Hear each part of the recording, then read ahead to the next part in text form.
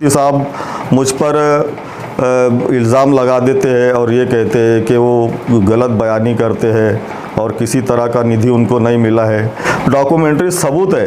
अगर ये इसमें मैं जो आप लोगों को सबूत देता हूँ, अगर एक भी गलत रहा तो मैं फ़ौरन अपने आमदारकी का राज़ीनामा देने के लिए तैयार हूँ।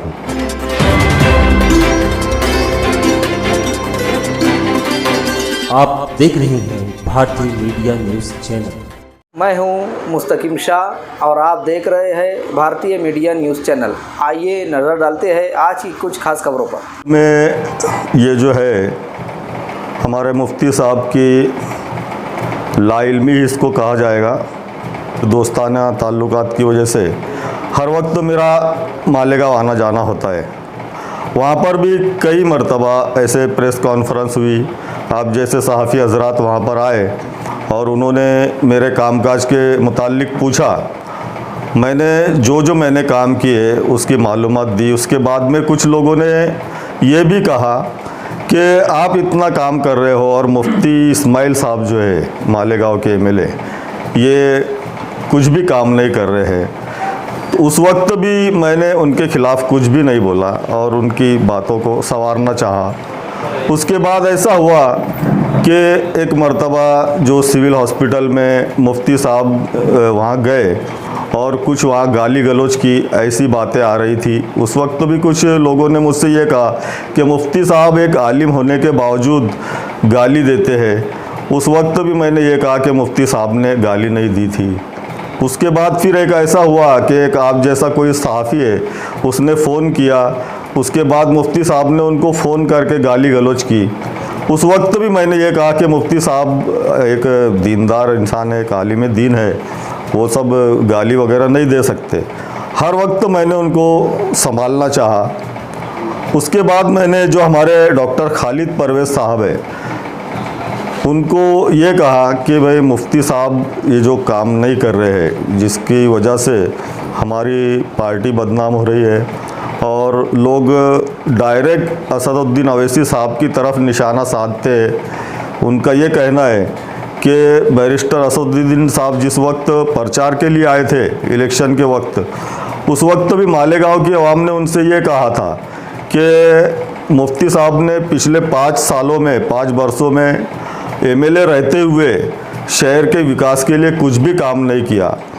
तो उस वक्त मजबूरन असद साहब को यह कहना पड़ा था कि अगर मुफ्ती साहब काम नहीं करेंगे तो यहाँ 2 महीने में 3 महीने में मैं आऊँगा। ये सब बातें वहाँ के जो सहाफ़ी हजरात हैं, जो आप जैसे प्रेस वाले हैं, वो हमेशा उठाया करते हैं। लेकिन उनकी बातों को हम मसलियत से समझकर और किसी पर तनकीद ना करते हुए मैं अपने शहर के कामकाज करता हूँ। लेकिन ये हमेशा ऐसे ही होते जा रहा है कि मुफ्ती साहब मुझ पर इल्ज़ाम लगा देते हैं और ये कहते हैं कि वो गलत बयानी करते हैं और किसी तरह का निधि उनको नहीं मिला है। तो उस ताल्लुकात से जो मेरे पास जो कागजात है वो सब मैं आपको देना चाहता हूँ। और मुफ्ती साहब ने तो कुछ 17 करोड़ के कुछ वो मांगे थे। मैं आप लोगों को ये बताना चाहूँगा कि अपने शहर के लिए अल्हम्दुलिल्लाह अरबों रुपए मैंने मंजूर करवा लिया और उसके डॉक्यूमेंट्री सबूत है। अगर ये इसमें मैं जो आप लोगों को सबूत देता हूँ, अगर एक भी गलत रहा तो मैं फ़ौरन अपने आमदारकी का राज़ीनामा देने के लिए तैयार हूँ। उस दिन से मैंने अपना एक मकसद बना लिया हूँ कि जो कौम ने, जो आवाम ने, जो मेरे शहर के लोगों ने मुझसे जो उम्मीदें लगाई है, उसको मैं पूरी तरह से उनकी उम्मीदों पर पूरा उतर सकूँ, इसलिए मैं रात दिन मेहनत करता हूँ। मैं हफ्ते में 2 दिन मुंबई रहकर अपने जो कामकाज है वो करता हूँ और शहर वासियों के लिए ज़्यादा से ज़्यादा निधि ला सकूँ, उसके लिए मैं कोशिश करता हूँ। वह एक अलग बात हुई। उसके अलावा जो हमारे शहर में जहाँ भी एज ए एमएलए एक आमदार के तौर पे मेरी ज़रूरत पड़ती है, मैं हर वक्त पूरे शहर वासियों के साथ रहता हूँ। अल्हम्दुलिल्लाह यहाँ एक मेरा बड़ा ऑफिस है और एक बहुत बड़ा स्टाफ मैंने रखा हूँ। लेकिन अगर कोई हमारी ज़ात पर हमला करे तो हमको हमारी सफाई पेश करना ज़रूरी हो जाता है। यही तो लाइल्मी इसको कहते हैं। वो जो शासन निर्णय है, शासन निर्णय आप पहले उसको पढ़ लीजिए उसमें शासन का यानी सरकार का ये आदेश है कि इस आमदार के पत्र पे हमने इतना करोड़ का निधि मंजूर कर दिया है, उसके बाद यहाँ से वो प्रोसेस शुरू होती है। निधि मंजूर करना इसी को बोलते हैं। और उसके बाद जो कुछ बातें उन्होंने बताई है कि सिर्फ कागज़ों पर काम होते हैं, तो ये मैं आपको बताना चाहूँगा कि ये जो ठेकेदार हमारे काम कर रहे हैं, अभी आप लोगों को पूरे शहर का जायज़ा हम लोग कराने वाले हैं कि कहाँ कहाँ काम हो चुके हैं और कहाँ मेरे काम शुरू है। और कोई ठेकेदार अपनी जेब से पैसा नहीं लगाता, ये उनके बिल है, ये उनको जो काम के मुबदले में जो चेक दिए गए हैं वो सब यहाँ पर मौजूद है आपके पास में। और शासन निर्णय उसको कहा जाता है कि भाई निधि मंजूर हो गया, ऐसा उसी को शासन निर्णय कहते हैं। और वो पत्र, वो तो एक ही पत्र आपको दिखा गया। अल्हम्दुलिल्लाह मेरे पास अरब रुपए के, करोड़ नहीं बल्कि अरब रुपए के जो शासन के आदेश है कि आपके शहर के लिए हमने इतना निधि मंजूर कर लिया है, ऐसे पत्र मैं आप लोगों को देना चाहूँगा। और आप इसकी कोई जिसको ज़्यादा तजुर्बा हो इसमें, उससे उसकी छाननी करा लीजिए। अगर ये गलत होता है, ये गलत बयानी होती है, तो मैं अपना राज़ीनामा देने के लिए तैयार हूँ। तो कितना फंड मिलता है हर साल के लिए? हाँ, ये भी एक अच्छा सवाल आपने पूछा। अभी ये मुफ्ती साहब की लाइल्मी का एक बड़ा सबूत है कि उन्होंने जो पीछे प्रेस कॉन्फ्रेंस ली, उसमें उन्होंने ये बताया कि हर आमदार को 2 करोड़ रुपए मिलते हैं। मैं आप लोगों को बताना चाहूँगा कि 2019 तक हर आमदार को 2 करोड़ रुपए फंड मिला करता था। और जो हमारा मार्च 2019 का अधिवेशन हुआ, उस वक्त अजीत पवार साहब ने, जो फाइनेंस मिनिस्टर है और उप मुख्यमंत्री है, ये ऐलान किया था कि हर आमदार को अब इसके बाद 3 करोड़ रुपए दिया जाएगा। तो अल्हम्दुलिल्लाह 2020-21 का जो हमको 3 करोड़ रुपए आया था, और उसके बाद अभी जो हमारा मार्च का अधिवेशन हुआ, उसमें ज़ाहिरी तौर पर यह ऐलान किया गया कि अब इसके बाद हर आमदार को 4 करोड़ रुपए निधि दिया जाएगा। तो हम लोग 24 अक्टूबर 2019 को हमारा निकाल लगा, उसके बाद में 27 नवंबर 2019 को हमारा शपथ विधि हुआ। तो उस दरमियानी पीरियड में हर आमदार को, पूरे महाराष्ट्र के जितने आमदार हैं उनको 50-50 लाख रुपए का निधि मार्च तक दिया गया था, पहला ही जो हमारा टर्म था उसमें।